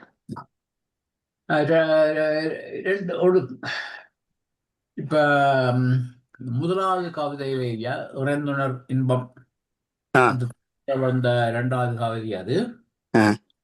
அதுல 2வது அறிவின்ற 4 நிலையில 2வது நிலையில பொறிகுலனால் இயற்கைகள் ரசித்தல், 2வது சசித்தல். முதலாவது நிலை வந்து இயற்கை தேவை அவை மட்டும் நிறைவு கொள்ளல். அங்க இயற்கை தேவைகளை இப்ப உதாரணத்துக்கு உணவு, அதுல நிறைவு கொள்வதை ஒழிய சுசிக்க கூடாதுன்ற கருத்துல ருசித்தலை பற்றி தவிர்க்க வேண்டும் என்ற. ருசித்தல் என்பது தவிர்க்க அவசியமே கிடையாதுங்கய்யா. ஏன்னா ருசியை ரசிக்கலன்னு சொன்னா வாழ்க்கையே ரசனை எல்லாம் போயிடுமே இல்லையா? சோ இயற்கையை ரசித்தல் அப்படின்னா நம்முடைய இயற்கை தேவைகளை ரசிக்கத்தானே வேணும். இப்போ ஒரு உணவு எப்படி பிரசன்ட் பண்றாங்க, அதுவும் ஒரு ரசனை தானே. அதே போல் உணவின் சுவை அதுவும் ரசனை தான். ஆனா அந்த தேவை எவ்வளவு அதை கடந்துடக்கூடாது. நமக்கு எவ்வளவு தேவை, அழகா இருக்கு ருசியா இருக்குன்றதுக்காக அதிகமா போனா அது இயற்கை சட்டம் மீறும் இல்லையா? அதனால அந்த இயற்கை தேவைகள் மட்டும் அப்படின்னா அளவு முறை, சரிங்களா? அளவு முறை வரையில ருசிக்கலாம். ஆமா. அப்ப பசிக்கு உணவு தேவை என்பதை தாண்டி ருசிக்காகவும் உணவு கொள்ளலாம் அளவு முறைக்குள்ள இருந்தா. இல்ல, பசியை தாண்டி ருசிக்காக சாப்பிடுவது என்பது பசி இருக்கா இல்லையான்றதை பொறுத்தது. இல்லைன்னா பசி இருக்கும் வரைக்கும், பசி இருக்கும் வரைக்கும் ருசித்து சாப்பிடுவது அதுதான் கரெக்ட். ஆனா இப்ப 2 உணவு இருக்கு ஐயா. ஒன்று எக்ஸ்பென்சிவ் உணவு, ருசி கூடியது. என்னென்று எக்ஸ்பென்சிவ் குறைவு அல்லது இலகுவாக கிடைக்கக்கூடியது ருசி குறைவு. அதை விழுத்து விட்டு பசி இருந்தாலும் ருசியை தேடி போவது அதாவது இயற்கையாக உள்ள ருசி, நம்ம செயற்கை ஏற்படுத்த ருசி அல்ல. இயற்கையான அது உணவு மட்டுமில்ல, நீர், உடல் கழிவுகளை வெளியேற்றுவது, குடும்ப உறவு, இதெல்லாமே சேர்ந்ததுதான் இயற்கை தேவைகள். தேவைகள் 3, காப்புகள் 3 இருக்கு இல்லையா? அந்த 6ஐயும் முறையோடு அளவு, அந்த அளவுக்கு தேவையோ அந்த அளவு மட்டும் பயன்படுத்திக் கொள்வதுன்னு அர்த்தம். முறைக்குள்ளே அடங்க வேண்டும். ஆமா. சோ அதுக்கு வெளியே இப்போ இது வந்து தத்துவத்தோடு உள்ள சிந்தனை. இது இப்ப சமுதாய சிந்தனைக்கே வந்தோம்னு சொன்னா எத்தனை உணவுப் பொருட்கள் நமக்கு உடம்புக்கு தேவையில்லாத கொலஸ்ட்ராலை ஏற்றக்கூடியது, சுகர் ஏற்றக்கூடியது. அப்ப இதெல்லாம் வியாபார உலகம் அதை புதுசா உற்பத்தி பண்ணி நம்ம கவர்ச்சி பண்றாங்க. அந்த கவர்ச்சியில சிக்கிவிட்டா அதுக்கு ருசின்னு சொல்லக்கூடாது. ஏன்னா அந்த ருசியில அளவு மெயின்டைன் பண்ண முடியாது. நீங்க உள்ள இந்த ஃபாஸ்ட் ஃபுட்ல வந்துட்டு யாரு நிச்சயம் பண்றது அளவு முறை என்பது? மனசே தான் இதுல ஆழ்ந்து போச்சு, தொலைஞ்சு போச்சு. எப்படி அளவு முறை கண்டுபிடிக்க முடியும்? இல்லைங்களா? முடியாது. அப்ப மனசு வந்து தொலைஞ்சு போச்சுன்னா அப்புறம் எப்படி அளவு முறை எடுக்க முடியும்? அந்த அவேர்னஸோட இருந்தா தான் அந்த முறை கரெக்டா ஃபாலோ பண்ண முடியும். ஒன்று மூழ்கி போயின பிறகு வந்து அவேர்னஸ் அங்க இருக்காது. ஐயா, இதுல 4 நிலையிலயுமே அறிவின் நிலைன்னு சொல்றதுனால எல்லாத்துலயுமே அவேர்னஸ் இருக்கு. பட் அளவு முறை மீறினா அது துன்பம் வருது, அளவு முறை மீறாத பொழுது இன்பம் இருக்கு. ஃபர்ஸ்ட் வந்து தேவைகளை பூர்த்தி செய்தல், அந்த நிலையில் அறிவு. 2வது என்ஜாய்மெண்ட், அனுபவங்களை அனுபவித்தல். அதாவது அந்த கலை அப்படின்னு சொல்லலாம் இல்லையா? அந்த கலை அப்படின்னு சொல்றது அந்த சரி. நிலையிலையும் அளவோடு அனுபவிக்கும் பொழுது அது அறிவு நிலை. ஆமா. அந்த அளவு மீறும் பொழுது துன்பம். அது இல்ல, இயற்கையை ரசிக்கிற போது துன்பம் வராது. நம்ம அது வந்து அதான் சினிமா பாக்குற போது, டிவி பார்க்கும் போது துன்பமா மாறும். இயற்கை காட்சிமா கடலை மலையில பாக்குறோம், எவ்வளவு நேரம் பார்த்தாலும் நமக்கு ஒண்ணு கண் வலிக்காது. அதே காட்சியை நம்ம லேப்டாப் பார்த்தோம்னா கண் வலிக்குது இல்ல? அதுதான் சொல்றேன்.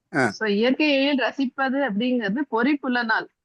அதுக்கு நம்ம வந்து இன்னும் எக்ஸ்ட்ராவா அந்த என்ஜாய்மெண்ட்டை இன்னும் வீட்டுல உட்கார்ந்தபடியே நம்ம ரசிக்கணும்னு நினைச்சு அதுக்கு கருவிகளை எல்லாம் உற்பத்தி செய்து கொள்ளும் பொழுது அது வந்து துன்பத்தை தரக்கூடிய. சோ அறிவு நிலை அப்படிங்கிறது அளவு முறை இருக்கிறச்சே அது அறிவு நிலை தான். அளவு முறை தாண்டும் பொழுது அது அறிவு நிலையிலிருந்து கீழே போயிடுது. இன்னொரு வகையை சொன்னோம்னா இது வந்து கலைன்னு எடுத்துக்கலாம். இந்த முதல் நிலை வருது பாத்தீங்களா? கலை என்பது இயற்கை வசதிகளை வாழ்க்கை வளங்களாக மாற்றுவது. சரிங்களா? நுண்கலை என்பது மனதுக்கு களிப்பருள்வது.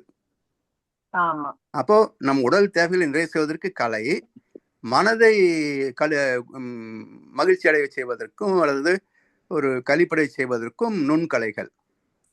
அப்ப அந்த நுண்கலைகள்ல வந்து இயற்கை ரசிப்பதும் ஒன்று, இசையை கேட்பதும் ஒன்று, நாட்டியத்தை ரசிப்பதும் ஒன்று, ஒரு நல்ல நாடகத்தை அல்லது வந்து ஒரு காட்சியை பார்ப்பதும் நன்று.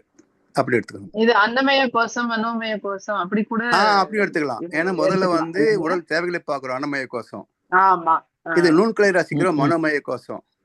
அதுக்கு அடுத்து வந்து இயற்கை ரகசியங்களை ஆராய்ச்சி, விஞ்ஞானமய கோஷம். அதுக்கப்புறம் விஞ்ஞானமய, அது மெய்ஞானமய கோஷம் வந்து கடைசியில. அதுல 5 வரும்: அன்னமயம், மனோமயம், விஞ்ஞானமயம், பிராணமயம், விஞ்ஞானமயம், பிராணமயம், விஞ்ஞானமயம். அது 5 வரும். இதுல 4 சுருக்கணும். பிராணமயமும் விஞ்ஞானமயத்தையும் சேர்த்திருக்காங்க.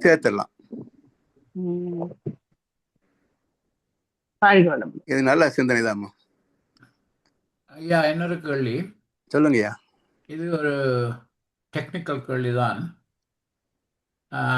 இப்ப இதுக்கு இந்த கடைசியில வருவது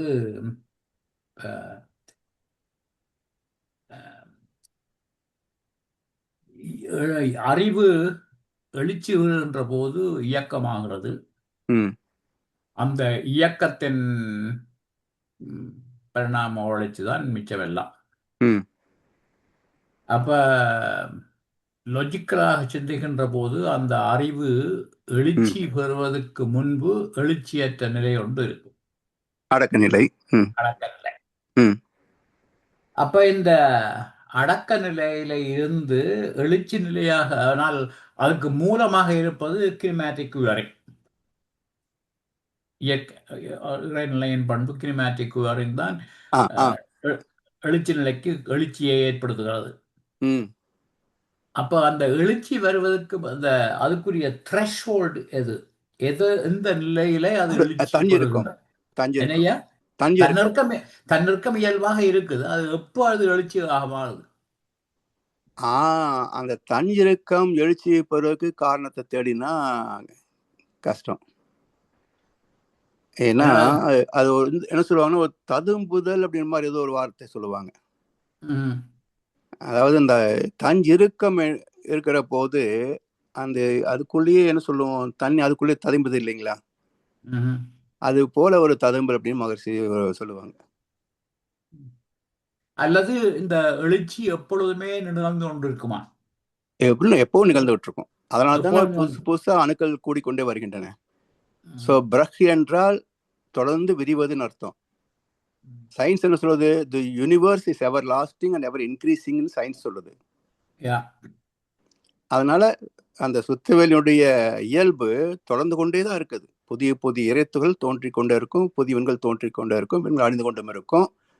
இது எல்லாமே ஒரு தொடர் நிகழ்வு தான், ஜிஓடி. அதில் உள்ள தொடர்பான என்ன கேள்வி ஐயா, அப்ப எழுச்சி பெறாத ஒரு காலம் இருந்திருக்குமா? இப்பவும் இருக்கு. இப்பவும் இருக்கு. ஆமா, எழுச்சி பெறாத நிலை தான் சுத்தவெளி. ஆனா அந்த சுத்த வழியாகவே இருந்திருக்குமா? இப்ப எழுச்சி சுத்தரியா தான் இருக்குது, சுத்தரியா தான் இருக்கு. ஏன்னா அந்த சுத்தவெளிக்குள்ளேயே பிரபஞ்சம் எவ்வளவுன்னு சொன்னா ஒரு புள்ளி அளவுன்றாங்க. இல்ல அந்த பிரபஞ்சம் இல்லாத அறவே இல்லாத ஒரு சுத்த ஒளி நிலை. அதுதான் வந்து என்ன சொல்லுவாங்க, ஆதியிலே யவசம் பத்தி பேசுற போது முதல்ல இருந்தது சத்தியுகம், பிறகு அது விண் இயக்கம் தோன்றிய நிலை துவாபர, காந்தம் தோன்றிய நிலை திரேதா, இயக்கங்கள் தோன்றிய நிலை கலி. அப்போ சத்தியுகம், துவாபர யுகம், திரேதா யுகம், கலியுகம் என்று 4 யுகங்கள் சொல்றாங்க இல்லையா? 1 2 3 4. 1 வந்து சுத்தவெளி மூலம், 2 வந்து இருப்பு இயக்கம், 3வது இருப்பு இயக்கம் காந்தம், 4வது இந்த 3 திருநடனமே இந்த பிரபஞ்சம் எல்லாமே.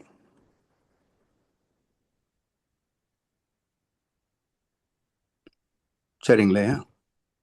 நன்றி ஐயா. வாழ்க வளமுடன் ஐயா. ஐயா வாழ்க வளமுடன். எனது கேள்வி என்னன்னு சொன்னா, அன்பு இறநிலை, கருணை, அன்பின் வெளிப்பாடுன்னு சொன்னீங்க. அது சிறப்பான வழக்கம். அந்த ஒழுக்கத்துக்குரிய வரவிலக்கணம் என்ன ஐயா எங்கட மகரிஷிண்ட? அது இந்த எண்ணம் சொல் செயலால தனக்கோ பிறருக்கோ தற்காலத்திலேயோ பிற்காலத்திலேயோ, அதுதான் இந்த இலக்கணம். ஓகே ஓகே, இவ்வளவு புரிஞ்சுது ஐயா. அதுதான், நன்றி ஐயா. அடுத்தது வந்து இந்த அன்பும் கருணையும் இப்ப ஒரு மாணவருக்கு என்று சொல்லிக்கல அந்த ஆசிரியரோட கதை முதல்ல அன்புடைமையில இப்ப வந்து மாணவர் எல்லாருக்கும் அந்த அளவில் ஒரு வயசுல வந்து அறிவும் இல்லை, அனுபவம் இல்லை. அவர்கள் என்ன செய்யணும்னு சொன்னா விளையாடி கொண்டே இருப்பினும் அதை படிக்கிறது குறைவா இருக்கும். நாங்களும் கூடத்தான். அதே நேரத்துல அவர்கள் அந்த அன்போடையும் கருணையோடையும் சொல்றதை விட அவர்கள் அந்த கவனத்தை படிப்புல திருப்புறதுக்கு என்ன என்ன ஒரு கண்டிப்பை அவர்கள் கை கொள்ளலாம்? அது முடியாதுங்கய்யா. ஓ, ஏன்னா நாம படிச்ச காலத்துல சரி, இப்போ குழந்தைங்க படிக்கிற காலத்துல சரி, பேர குழந்தை படிக்கிற காலத்துல சரி, யாருக்குமே படிக்கிறது இன்ட்ரெஸ்ட் கிடையாது. ஏன்னா அதுல இம்மிடியட் பெனிஃபிட் கிடையாது, என்ஜாய்மெண்ட் கிடையாது. ஆமா ஆமா ஆமா. அதனால அது வந்து இப்போதைக்கு பிளான்டிங் மாதிரி, அது ஃபியூச்சர்ல தான் பெனிஃபிட் ஆகும். அப்போ அந்த படிப்பு மீது ஆர்வத்தை ஊட்டுவதற்கு பின்னாடி இருக்கக்கூடிய நம்ம பார்க்கிறோம், பெரியவங்க எல்லாம் நல்ல நிலைகள் இருக்கிறாங்க, சமூகத்துக்கு தொண்டு செய்யறாங்க. அப்ப அது மாதிரி பிறவை நோக்கம் என்பது வெறுமனே தின்னு தூங்குறது மட்டும் இல்லப்பா, நாமும் நல்லா இருக்கணும், சமுதாயத்துக்கு நம்ம சேவை செய்யணும், அதுதான் ஒரு உயர்ந்த பிறப்பு. அப்ப அதுக்கு வந்து கல்வி மூலமாகத்தான் நம்ம அறிவை வந்து டெவலப் பண்ணிக்க முடியும். ஏன்னா எல்லாமே நம்முடைய முன்னோர்கள் எல்லாம் எழுதி வச்சுட்டு போயிருக்காங்க, அவங்க இன்னைக்கு உயிரோட கிடையாது. அதே விஞ்ஞானிகளும் அவங்க எப்போ கண்டுபிடிச்சாங்க, போயிட்டாங்க. அந்த கண்டுபிடிப்புகள் எல்லாமே புக்கில் தான் எழுதி வச்சிருக்கிறாங்க. அதை நமக்கு படிச்சு புரிஞ்சுக்கிறதுக்கு சொல்லி கொடுக்கறதுக்கு ஒரு ஸ்கூலு காலேஜ் வச்சிருக்கிறாங்க.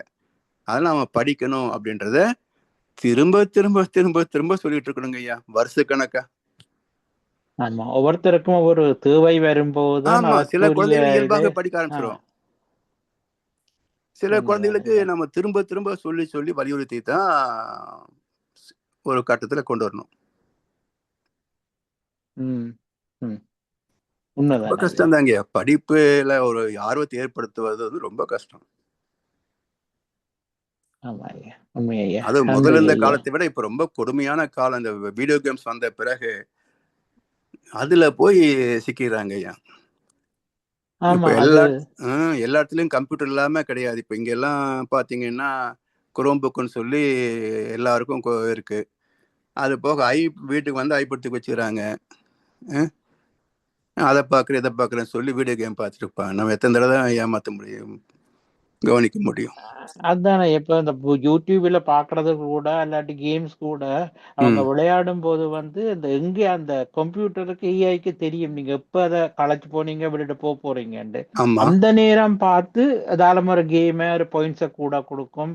இல்லைன்னு சொல்லி சொன்னா அவங்களுக்கு ஆர்வமான விஞ்ஞானத்தின் ஒரு தீய சக்தி வந்து இந்த வீடியோ கேம் உருவாக்குனதுங்க ஐயா. அதுல நல்லது என்ன இருக்குன்னு தெரியல, ஆனா கெட்டது ஏராளம் இருக்கு.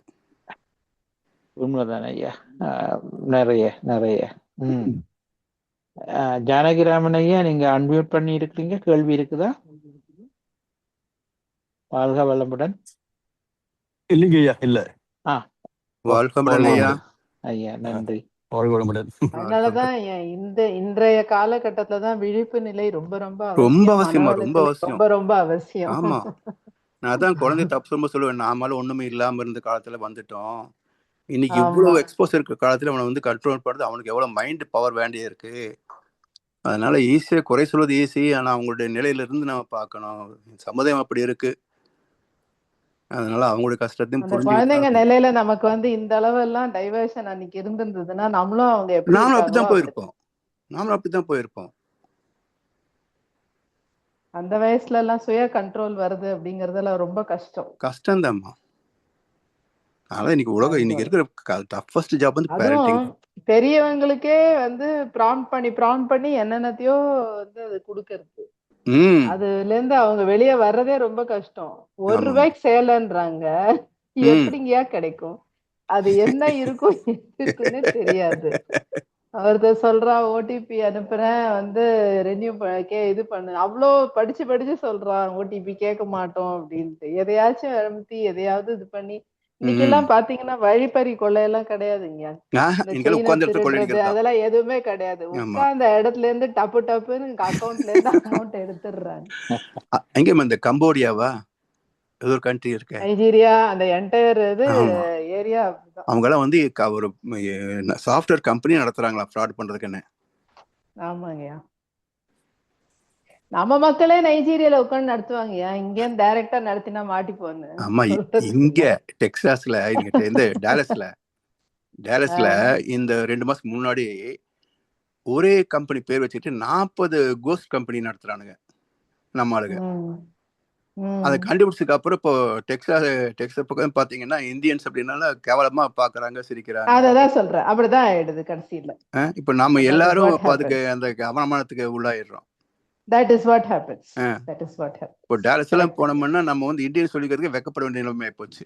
இன்னைக்கு இந்த H1B ப்ராப்ளம் வந்ததுக்கு காரணமே இந்த மாதிரி ஒரு இல்லீகலா சரியானபடி ஃபார்ம் இது பண்ணாம பண்ணதுதான். இப்ப லீகலா பண்ணவங்களுக்கும் ப்ராப்ளம் ஆயிடுச்சு. ஆமா, அதே மாதிரி போன ஒரு 2-3 வருஷம் முன்னாடியுமா இதுல நியூயார்க்ல ஒரு 6 டாக்டருக்கு 250 மில்லியனுக்கு ஃப்ராட் பண்ணிருக்காங்க. பேசஞ்சர் இல்ல, சர்ஜரி கிடையாது, ஒண்ணும் கிடையாது, பில்லு மட்டும் போட்டு இன்சூரன்ஸ்ல இருந்து எடுத்துருக்கு பணம் வாங்கியிருக்காங்க. 250 மில்லியன் 6 டாக்டருக்கு, 6 பேர் இந்தியன்ஸ். சொல்லுங்க எப்படி நமக்கு கொடுப்பாங்க? அவர் எப்படிமா வந்து இந்தியன்ஸ்க்கு வந்து மரியாதை கொடுப்பாங்க வெளிநாட்டுல? அதுதான்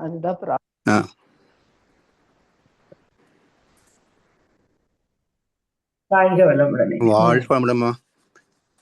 நன்றி ஐயா. நாங்க இதுவரை ஒரு வேறு கேள்விகளும் இல்லை.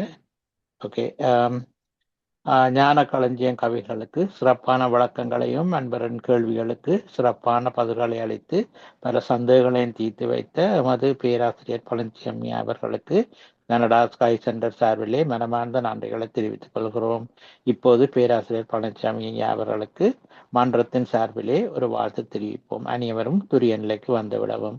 பேராசிரியர் பழனிசாமி ஐயா அவர்கள்.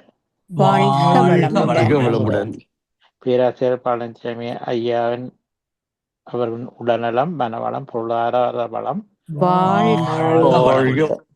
பேராசிரியர் ஐயாவின் அன்பு குடும்பம்,